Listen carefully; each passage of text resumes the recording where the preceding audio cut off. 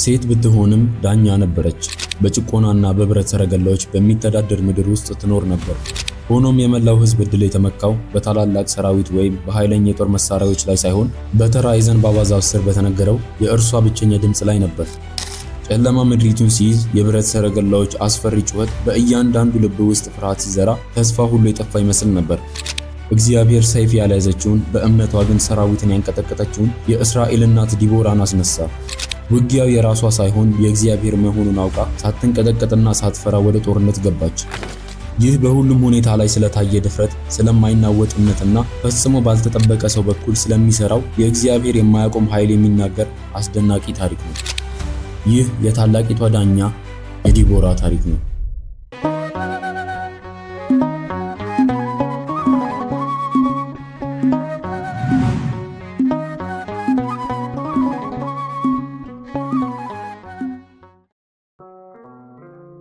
የእስራኤል ምድር እንደገና ችግር ውስጥ ነበረች። እስራኤልን ከሞዓባውያን ጭቆና ያዳነው ዳኛ ከሞተ በኋላ ሕዝቡ ከጌታ መንገድ መራቅ ጀመረ። ከዚህ በፊት ብዙ ጊዜ የተከሰተው ዑደት ራሱን ደገመ። ብልጽግና ወደ ግዴለሽነት፣ ግዴለሽነትም ወደ ጣዖት አምልኮ መራ። ከግብጽ ካወጣቸው አምላክ ዞረው የከነዓናውያንን አማልክት ማምለክ ጀመሩ። የበዓልን የማዕበል አምላክነትና የአሼራን የለምለምነት አምላክነት። እነዚህ ሐሰተኛ አማልክት ለሰብላቸው ዝናብን ለመንጎቻቸውም ልምላሜን እንደሚሰጡ አስበው ነበር። ነገር ግን በምላሹ እነዚህ አማልክት የእስራኤልን ልብ ከጌታ የሚያርቅ ታማኝነትን ይጠይቁ ነበር። እግዚአብሔርም እስራኤልን እንደ ማስጠንቀቂያ እንዲጨቆኑ ፈቀደ። በዚህ ጊዜ በሰሜናዊው ክልል በሐጾር ይገዛ በነበረው በከነዓን ንጉሥ በኢያቢን እጅ አሳልፎ ሰጣቸው። ሐጾር ኃይለኛ ምሽግ ከተማ ነበረች። ዛሬ ያሉት ፍርስራሾች እንኳ በአንድ ወቅት ስለነበሩት ታላላቅ ቅጥሮቿና ቤተ መንግስቶቿ ይናገራሉ። የኢያቢን የጦር አዛዥ ሲሳራ ነበር።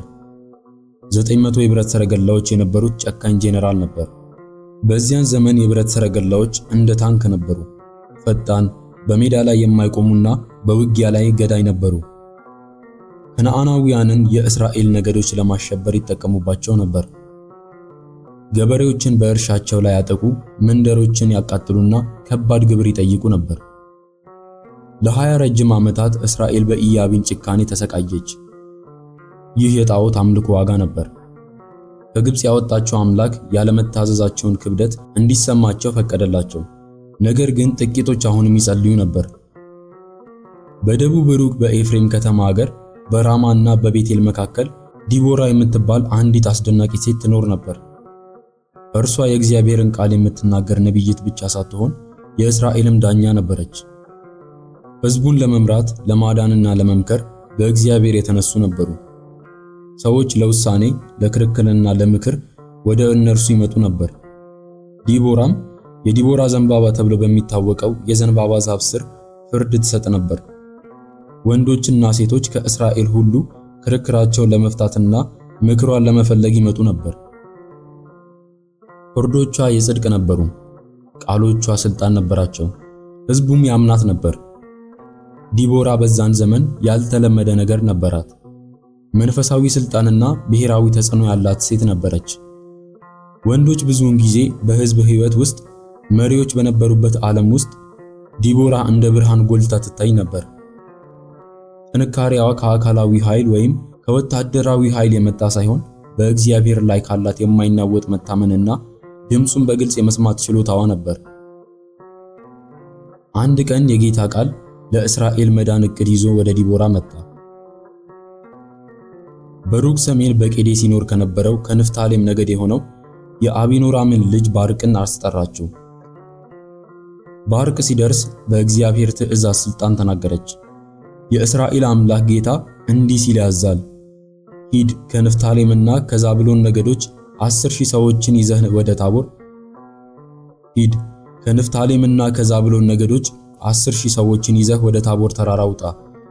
የኢያቢንን ሰራዊት አዛዥ ሲሳራን ከሰረገላዎቹና ከሰራዊቶቹ ጋር ወደ ቂሶን ወንዝ አወጣቸዋለሁ፣ በእጅህም አሳልፌ ሰጠዋለሁ። ባርቅ አደጋውን ያውቅ ነበር። የሲሳራን ሰራዊት ከ900 ብረት ሰረገላዎች ጋር በሜዳ ላይ መጋፈጥ ራስን ከማጥፋት ጋር የሚተካከል ነበር። ነገር ግን የዲቦራ ቃላት ግልጽ ነበሩ። ይህ የእግዚአብሔር የጦር ዕቅድ ነበር። ባርቅ በመታመን መለሰ፣ አንቺ ከኔ ጋር ብትሄጂ እሄዳለሁ፣ ነገር ግን ከኔ ጋር ካልሄድሽ አልሄድም አላት። አንዳንዶች የባርቅን ቃላት እንደ ድክመት ወይም የእምነት ማነስ ምልክት ያዩታል። ሌሎች ደግሞ እንደ እግዚአብሔር ቃል አቀባይነት ልዩ ሚና ዕውቅና አድርገው ያዩታል። የእርሷ መገኘት የእግዚአብሔርን መገኘትና መመሪያ ያመለክታል። በየትኛውም መንገድ ባርቅ ዲቦራን ከጎኑ ይፈልግ ነበር። ዲቦራም ተስማማች። ነገር ግን ትንቢታዊ ማስጠንቀቂያ ሰጠችው። በእርግጥም ካንተ ጋር እሄዳለሁ፣ ነገር ግን በምትወስደው መንገድ ምክንያት ክብር ያንተ አይሆንም፣ ጌታ ሲሳራን በሴት እጅ አሳልፎ ይሰጠዋልና በማለት ነገረችው። ይህ እንግዳ ትንቢት ነበር። በጥንታዊ እስራኤልና በከነዓን የጦረኛ ባህል ውስጥ ከፍተኛው ክብር የጠላትን አዛዥ ማሸነፍና መግደል ነበር። ይህንንም ያከናወነውን ጦረኛ ዝና፣ ክብርና ሞገስ የሚያጎናጽፍ ተግባር ነበር። ይህ ክብር ለባርቅ ሳይሆን ለሴት እንደሚሰጥ መነገሩ ያልተጠበቀ ነበር። ሆኖም በእርሷ በኩል የመጣውን የእግዚአብሔርን ዕቅድ ታመነ። ባርቅ በተራራማው አገር ሁሉ መልእክተኞችን ልኮ ከዛብሎንና ከንፍታሌም ነገዶች ጦረኞችን ጠራ። ከኮረብቶችና ከሸለቆዎች ገበሬዎች ማረሻቸውን አስቀመጡ፣ እረኞች መንጎቻቸውን ተዉ። ያገኙትን ሁሉ የጦር መሳሪያ ሰብስበው ወደ ታቦር ተራራ ዘመቱ። ከኢዝራኤል ሸለቆ ከፍ ብሎ የሚታይ ዳገታማ ክብ ተራራ ነበር። ከከፍታው ሆነው በዙሪያው ያሉትን ሜዳዎችና ሸለቆዎች ሲሳራ ከሰረገላዎቹ ጋር የሚወስደውን መንገድ ጨምሮ ማየት ይችሉ ነበር።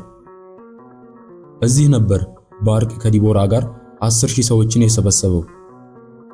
ይህ በእንዲህ እንዳለ ባርቅ ሰራዊትን እንደሰበሰበ ዜናው ለሲሳራ ደረሰ። በወታደራዊ የበላይነቱ በመተማመን ሲሳራ ኃይሉን ሁሉ 900 የብረት ሰረገላዎችንና ስፍር ቁጥር የሌላቸውን እግረኛ ወታደሮችን ሰብስቦ ከሐሮሼት ሐጎይም ካለው ሰፈሩ ወደ ቂሶን ወንዝ ዘመተ። እስራኤላውያንን ለአንዴና ለመጨረሻ ጊዜ ለመደምሰስ ተዘጋጅቶ ነበር። ዲቦራ፣ ባርቅና የእስራኤል ጦረኞች በታቦር ተራራ ላይ ቆመው የሲሳራን እየገሰገሰ ያለውን ሰራዊት አቧራ ሲነሳ ይመለከቱ ነበር። ከታች ያለው ሸለቆ በሰረገላዎችና በወታደሮች ጩኸት ይንቀጠቀጥ ነበር። ከዚያም ዲቦራ ምልክቱን ሰጠች። ሂድ፣ ጌታ ሲሳራን በእጅህ የሰጠበት ቀን ይህ ነው። ጌታ ከፊትህ አይደለምን? ባርቅ 10,000 ሰዎቹን እየመራ ከታቦር ተራራ ወደ ሸለቆ ወረደ። በተለመደው ሁኔታ ይህ ለእስራኤላውያን ጥፋት ይሆን ነበር።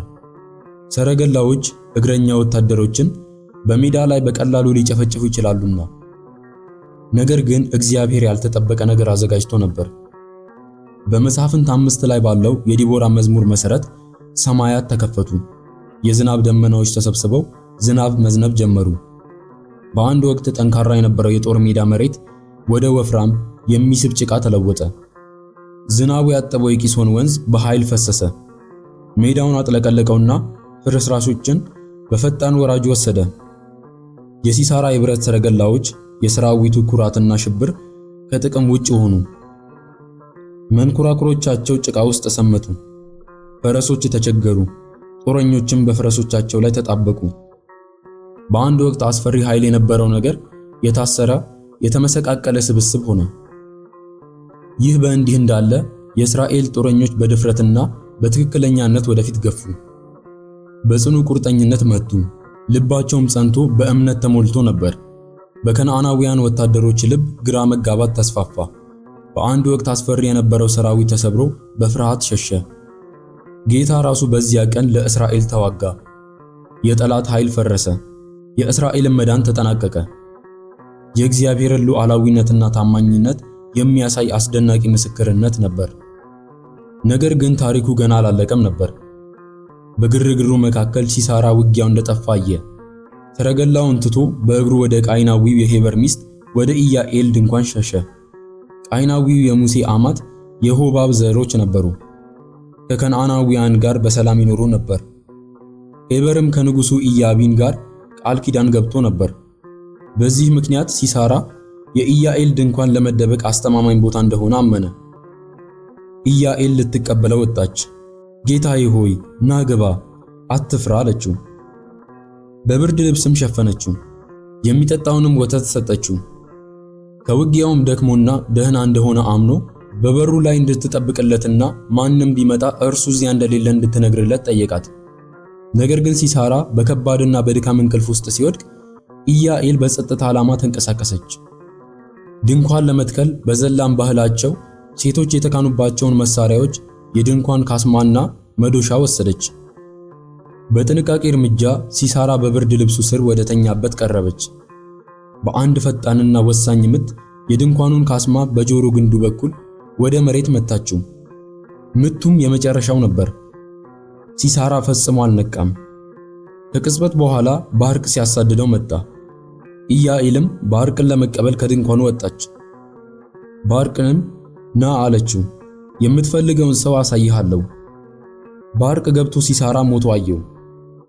በዚያች ቅጽበት የዲቦራ ትንቢት ተፈጸመ። በጠላት አዛዥ ላይ የተገኘው የድል ክብር ለሴት ሆኖ ነበር።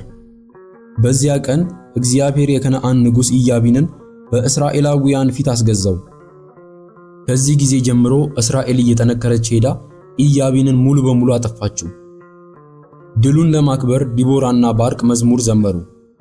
በመጽሐፍ ቅዱስ ውስጥ ካሉት እጅግ ጥንታዊ ግጥሞች አንዱ የሆነው በመሳፍንት 5 ላይ ተመዝግቧል። ከዚህም በኋላ ለ40 ዓመታት የእስራኤል ምድር ሰላም አገኘች። የዲቦራ ታሪክ ከጥንታዊ የውጊያ ታሪክ በላይ ነው። ዛሬም ለእኛ የሚናገሩ እውነቶችን ይዟል። ወንዶች በሕዝብ ስልጣን ላይ ያሉትን ሁሉንም ቦታዎች በያዙበት ዘመን እግዚአብሔር አንዲት ሴት እንደ ዳኛ፣ ነቢይትና የጦር መሪ እንድታገለግል መረጠ። ይህም ጥሪው በሰው ልጅ ግምቶች እንደማይገደብ ያሳያል። ድፍረቷ ከእምነቷ የመነጨ ነበር። መጀመሪያ ላይ ያመነታው ባርቅ እንኳ በመታዘዝ ወደፊት ቀረበ። እግዚአብሔርም ያንን እርምጃ አከበረ። ያዩት ድል የላቀ የጦር መሳሪያ ወይም የበዛ ቁጥር ውጤት ሳይሆን የጌታ ጣልቃ ገብነት ነበር። በመጨረሻም ኢያኤል የምትባል በድንኳን የምትኖር ሴት በድፍረት ወደ ታሪክ ገባች። ትንቢትን ፈጸመችና ለእስራኤል ጠላት ያልተጠበቀ ፍጻሜ አመጣች። ወስብሐት ለእግዚአብሔር ወለወላዲቱ ድንግል ወለመስቀሉ ክቡር አሜን።